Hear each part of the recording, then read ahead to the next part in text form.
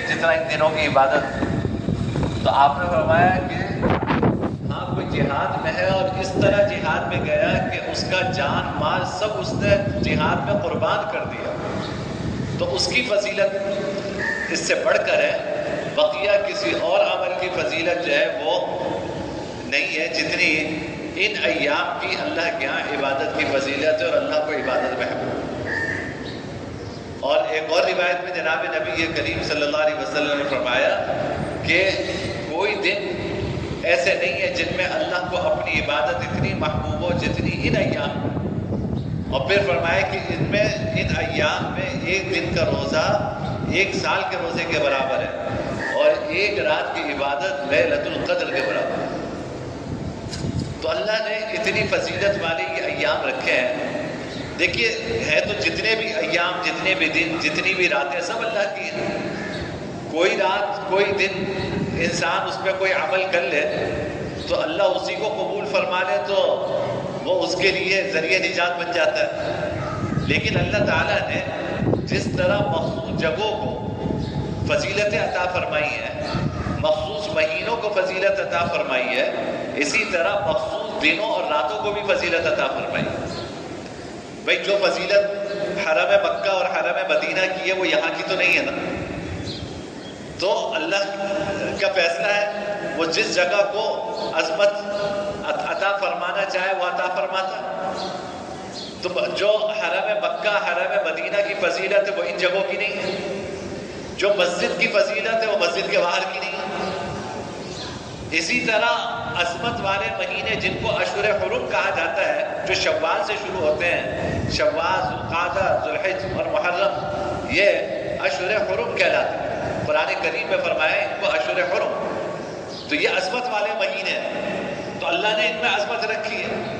اللہ نے کچھ دنوں میں فضیلت رکھی ہے، کچھ راتوں میں فضیلت رکھی ہے. مقصد یہ ہے کہ اگر کوئی شخص غفلت کی زندگی گزار رہا ہے، چلو ان راتوں میں ہی ہمارے پاس آ جائے، ان دنوں میں ہی ہمارے پاس آ جائے تو ہم اس کو اپنا وہ قرب عطا فرمائیں گے جو لوگوں کو سالہ سال میں عطا ہو. تو اللہ ہمارے دین میں، ہماری شریعت میں محرومی کا کوئی راستہ نہیں ہے. اللہ نے یہ فضیلت والے دن، فضیلت والی راتیں رکھی ہیں کہ ان میں ہم اللہ کا قرب حاصل کر سکتے ہیں. لہذا یہ ذی الحج کے جو ابتدائی 10 ایام ہیں اور ذی الحج کی جو راتیں ہیں یہ بڑی فضیلت والی راتیں ہیں، اور ان میں روزہ رکھنا دن میں اور رات کو عبادت کرنا اس کی بڑی فضیلت ہے. یہ حدیث میں نے عرض کیا کہ ایک دن کا روزہ سال کے برابر اور ایک رات کی عبادت لیلۃ القدر کی عبادت کے برابر اللہ نے اس کا ثواب اس میں رکھا ہے. اس لیے اور ثواب کی وجہ کیا ہے کہ اصل میں یہ جو 10 دن ہیں اس میں مسلمان حج کا فریضہ انجام دیتے ہیں. اس حج کی برکت سے اللہ نے ان دنوں کو خاص فضیلت نصیب فرمائی. حجاج کرام تشریف لے جا چکے ہیں، جو کچھ ہے تھوڑے بہت وہ بھی ان دنوں روانہ ہو رہے ہیں. وہاں پہ حج کی تیاری میں سب لگے ہوئے ہیں. گرمی ہے، دھوپ ہے، شدید گرمی ہے. اس میں یہ عاشقانہ عبادت انجام دینے کے لیے اللہ کے عشاق وہاں پہ موجود ہیں اور اللہ کو راضی کرنے کی فکر میں اللہ سے دعائیں مانگ رہے ہیں. حج کے ایام میں اپنا حج وہ ادا کریں گے، اللہ کو منانے کی کوشش کریں گے، اللہ کو راضی کرنے کی کوشش کریں گے.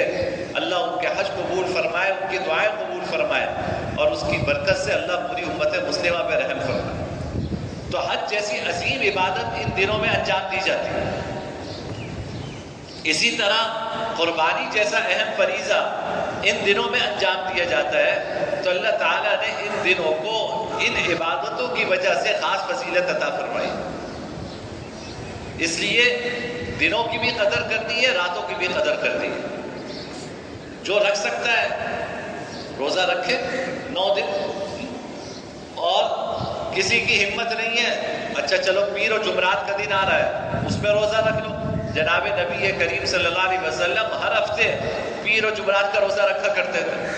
تو ہم ہر ہفتے نہیں رکھ پاتے، عشرہ ذی الحج آ رہا ہے تو اسی میں پیر و جمعرات کا روزہ رکھ لیں.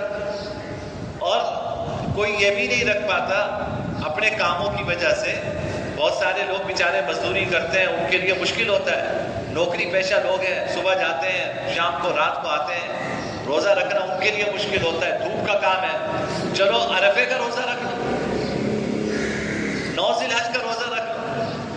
حدیث میں فرمایا کہ صیام یوم عرفہ احتسب علی اللہ ان یکفر السنۃ التي قبلها والسنۃ التي بعدها. یہ عرفے کا روزہ مجھے اللہ رب العزت کی ذات سے امید ہے, یہ پچھلے 1 سال کے گناہ بھی معاف کرے گا. اللہ اس کی بدولت پچھلے 1 سال کے گناہ بھی معاف فرمائیں گے, اور اللہ اس کی بدولت اگلے 1 سال کے گناہ بھی معاف فرمائیں گے. اتنی فضیلت ہے عرفے کے روزے کی فضیلت. جو ہمارے یہاں 9 ذی الحج ہوگا وہ عرفہ کہلائے گا, حرم کے اعتبار سے نہیں. ہمارے یہاں جو 9 ذی الحج ہے وہ ہمارے لیے یوم عرفہ ہے. تو آدمی 9 دن نہیں روزے رکھ سکتا, پیر و جمعرات کا رکھ لے, پیر جمعرات کا نہیں رکھ سکتا, عرفے کا روزہ رکھ لے, کسی طرح تو انگلی کٹا کے شہیدوں میں ہمارا نام ہو جائے.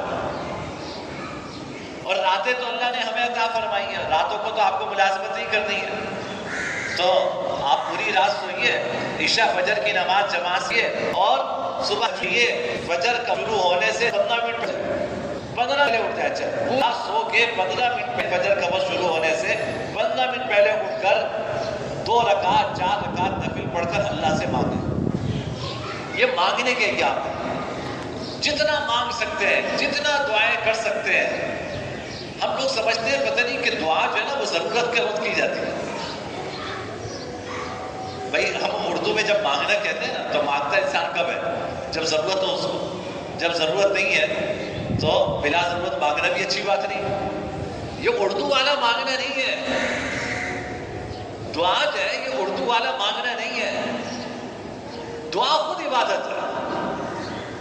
ہمیں ہماری کوئی ضرورت ہو یا نہ ہو, اللہ رب العزت سے دل میں مانگنا یہ خود ایک عبادت ہے. جس طرح نماز عبادت ہے, جس طرح روزہ عبادت ہے, جس طرح قربانی عبادت ہے, جس طرح حج عبادت ہے, اس طرح اپنے اللہ سے مانگتے رہنا یہ بھی عبادت ہے. وہ اتنا کریم اور اتنا رحیم ہے کہ جو اللہ سے مانگتا نہیں اللہ اس سے ناراض ہوتا ہے. جو اللہ سے مانگتا نہیں اللہ اس سے ناراض ہوتے ہیں کہ یہ مجھ سے کیوں نہیں مانگتا, میرے علاوہ اس کا کون سا در ہے. جس در پہ جا کے یہ ہاتھ پھیلاتا ہے, کون سا در؟ اللہ ناراض ہوتے ہیں اس سے. ایک بزرگ کا میں واقعہ پڑھ رہا تھا کہ تہجد میں اٹھتے تھے روزانہ, تو جب تہجد کی تیاری کر رہے ہوتے, وضو وغیرہ کر رہے ہوتے, شاگرد بھی ساتھ ہوتا, تو آواز ایک آتی کہ نہ تمہاری کوئی دعا قبول, نہ تمہاری کوئی تہجد قبول. پھر بھی تہجد کے لیے وضو کرتے, تہجد کی نماز جیسے پڑھتے روزانہ ویسے ہی پڑھتے, اور پھر دعا مانگتے اللہ سے. دوسرے دن اٹھے تو یہی آواز آ رہی ہے, نہ تمہاری کوئی دعا قبول, نہ تمہاری کوئی تہجد قبول. لیکن پھر وہ کیا, پھر تہجد رکھے, کوئی اللہ سے مانگ. ایک دن تک آ کے شاگرد نے کہا کہ روزانہ آپ یہ آواز سنتے ہیں, آپ روزانہ یہ آواز سنتے ہیں, نہ تمہاری کوئی دعا قبول, نہ تمہارا تہجد قبول, تو آپ کیوں پڑھتے ہیں تہجد؟ آپ کیوں مانگتے ہیں؟ جب روزانہ آواز آ رہی ہے کہ تمہارا مانگنا قبول نہیں, تمہاری دعا قبول نہیں, تو پھر کیوں مانگتے ہیں؟ تو عجیب جواب دیا. یہ ہمارے اور آپ کے لیے سیکھنے کی بات. کہا کہ دیکھو بھائی, بات یہ کہ وہ لاکھ مجھے اپنے در سے دھتکارے, کوئی اور در ہو تو بتاؤ, میں وہاں جا کے لاکھ کو اپنے در سے دھتکارے کہ تمہاری کوئی دعا قبول نہیں, تمہاری کوئی نماز قبول نہیں, لیکن میرا اس در کے علاوہ کون سا در ہے؟ بھائی ماں گھر سے نکالے گی تو پھر بھی ماں کے پاس پاؤں میں آ کے پڑھو گے نا. ماں کے علاوہ کیا دنیا میں کوئی اور ماں ہو سکتی ہے؟ اپنی مرضی سے مائیں بنائی جاتی ہیں, ساری چیزیں بنا لو گے, اولاد بھی نہیں آ جائے گی, ماں باپ نہیں ملے گی. جو تمہارے ماں باپ ہیں وہی تمہارے ماں باپ ہیں. لاکھ ڈانٹے لاکھ دھتکارے آدمی انہی کے قدموں میں جا کے پڑتا ہے. تو ہمارا معبود ہمارا رب وہ ایک ہی ہے.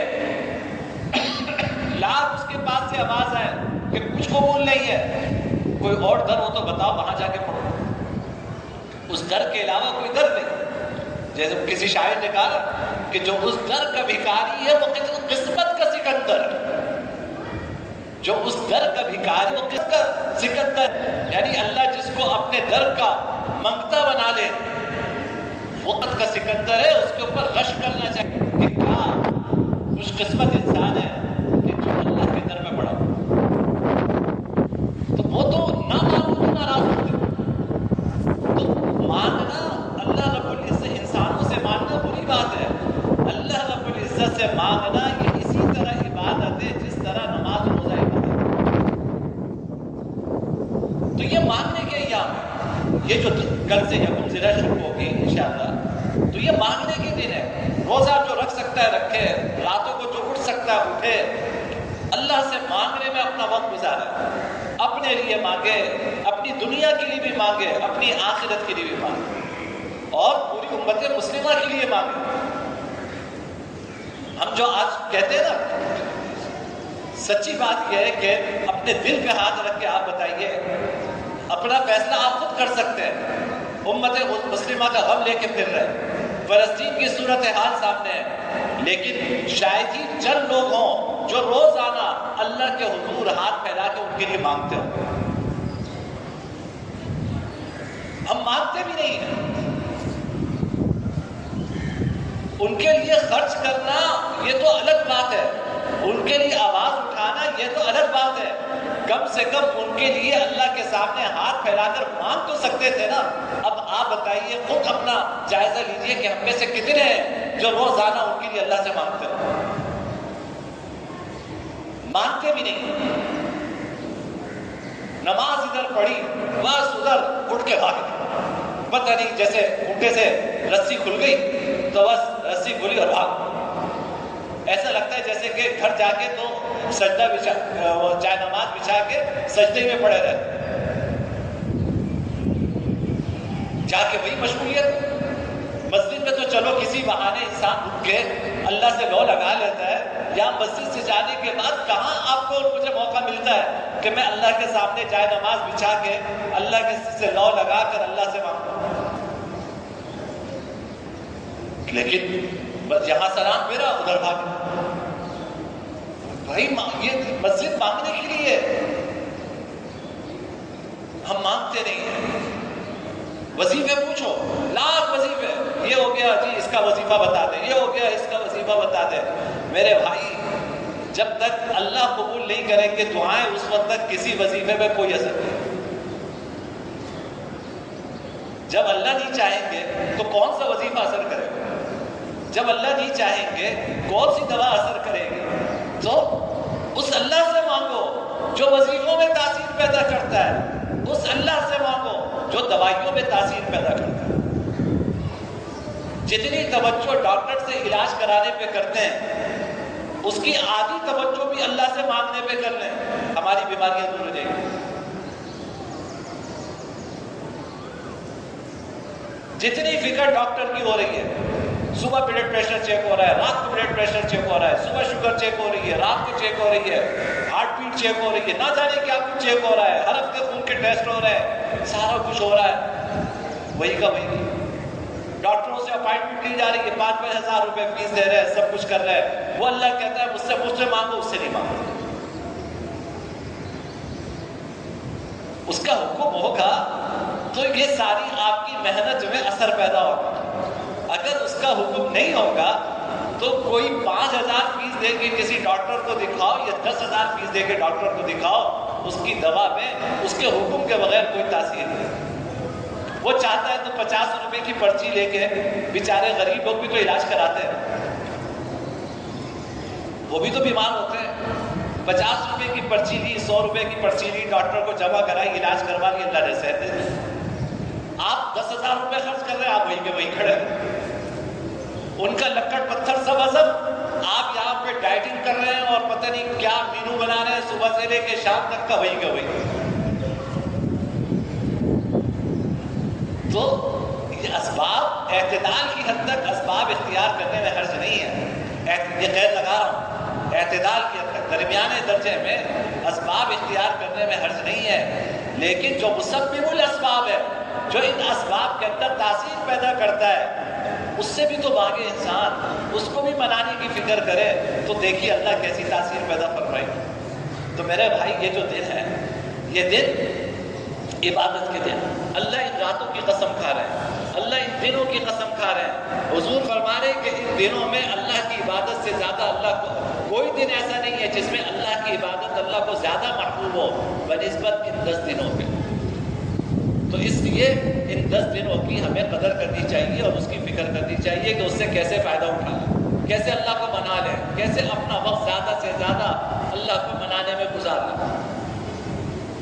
دوسری بات یہ کہ حدیث میں آتا ہے کہ جن لوگوں کو کے اوپر قربانی ہے تو مستحب یہ ہے کہ جب ذی الحج کے ایام شروع ہوں تو پھر اپنے ناخن اور بال یہ نہ کاٹیں۔ ابھی آج آپ کے پاس مغرب تک کا وقت ہے اور اگر چاند نہیں نظر آئے کل پورا دن ہے، تو لیکن کیا پتہ چاند نظر آئے گا نہیں آئے گا، تو آج مغرب تک کا وقت ہے آپ کے پاس، اس میں آپ کو اپنی حجامت بنوانی ہے، ناخن کاٹنا ہے، یہ سب کاٹ لیجئے۔ مستحب ہے، یہ کوئی فرض واجب نہیں ہے کہ گناہ ملے گا یا آپ ناخن کاٹ لیں گے تو آپ کی قربانی نہیں قبول ہوگی۔ اچھی سنت ہے، مستحب ہے۔ حدیث میں اس کی فضیلت آئی ہے کہ بھائی حاجیوں کے ساتھ مشابہت ہو جائے۔ جب حاجی احرام باندھتا ہے تو حج کا احرام باندھتا ہے تو نہ ناخن کاٹتا ہے نہ بال کاٹتا ہے، تو جو خوش قسمت وہاں پہنچے ہوئے ہیں اللہ تو ان کو حج کی سعادت انشاءاللہ نصیب فرمائیں گے۔ ہم جیسے محروم لوگ جو یہاں پر ہیں وہاں نہیں جا سکے، تو کیا اللہ ہمیں محروم رکھے؟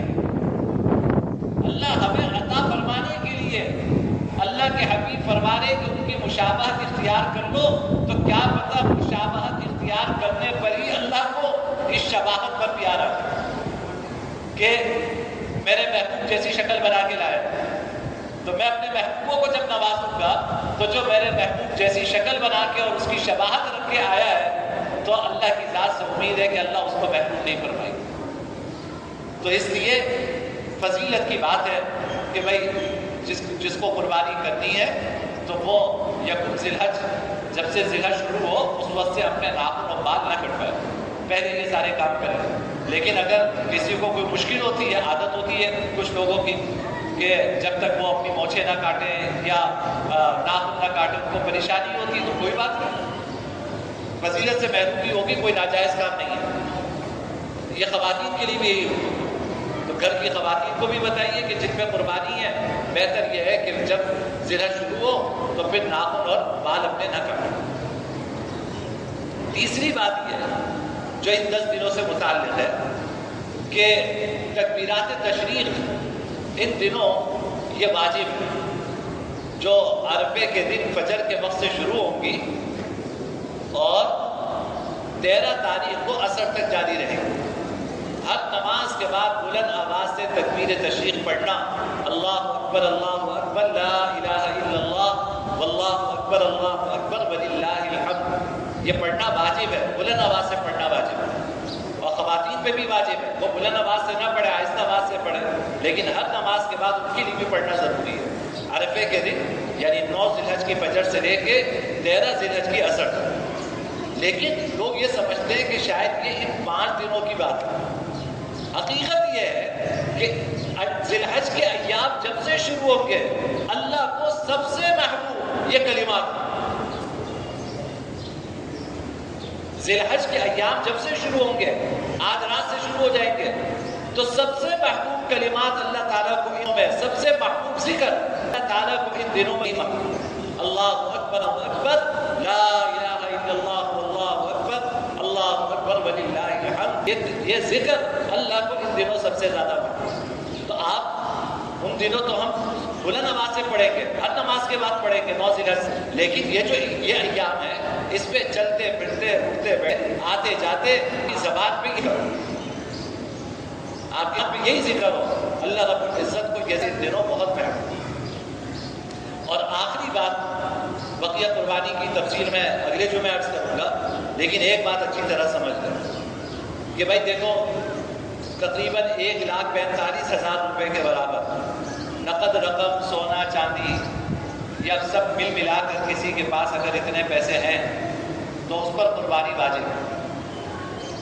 پورے گھر کی طرف سے ایک قربانی نہیں ہوتی، ہر آدمی جو صاحب نصاب ہے وہ اپنی قربانی کرے گا، باپ ہو، بیٹا ہو، بیٹی ہو، بیوی ہو، بہو ہو، جس کے پاس اتنی مالیت ہے ہر ایک کے اوپر اگر الگ الگ قربانی ہے، ایک قربانی سے کام نہیں چلتا، وہ نفلی قربانی ہوتی ہے جس میں آپ پوری امت کی نیت کر سکتے ہیں، لیکن واجب قربانی ہر ایک کی الگ الگ ہے۔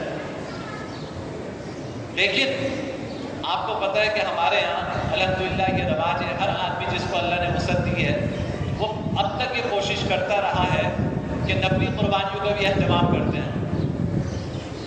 مثلا والد والدہ کا انتقال ہو گیا، ان کی طرف سے نفلی قربانی کر دی، دادا دادی کی طرف سے کر دی، انبیاء کرام علیہ السلام کی طرف سے لوگ کرتے ہیں، ذات صحابہ کرام کی طرف سے کرتے ہیں، یہ بہت اچھی بات ہے۔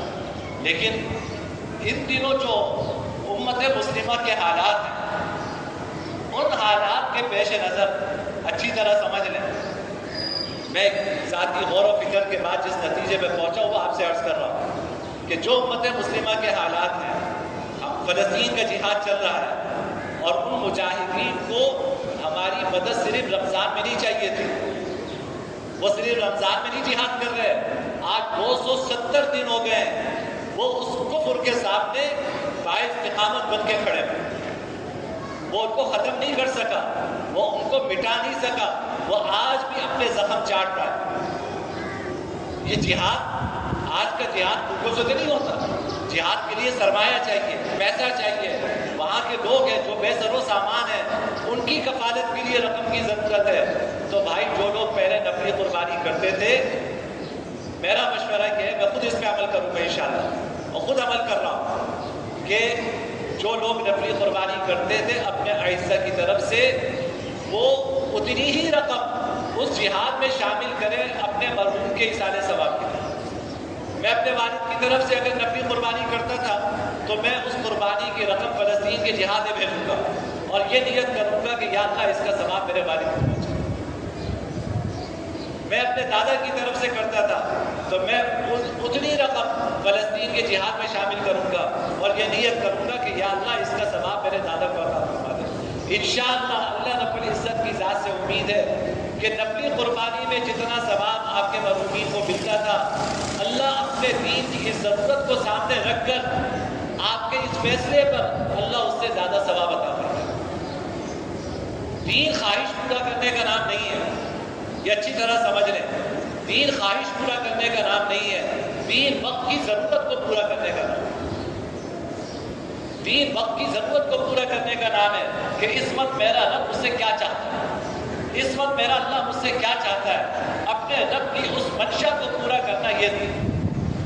تو نفلی قربانی اللہ کا شکر ہم کرتے رہے، لیکن اس وقت جو صورتحال ہے اس میں نفلی قربانی کرنے سے افضل اس جہاد میں حصہ لینا ہے۔ آپ جتنے پیسے نفلی قربانی میں لگاتے تھے آپ اتنے پیسے اس جہاد میں شامل کیجئے اور یہ نیت کیجئے کہ یا اللہ اس کا ثواب میرے مرحومین کو عطا فرما دے۔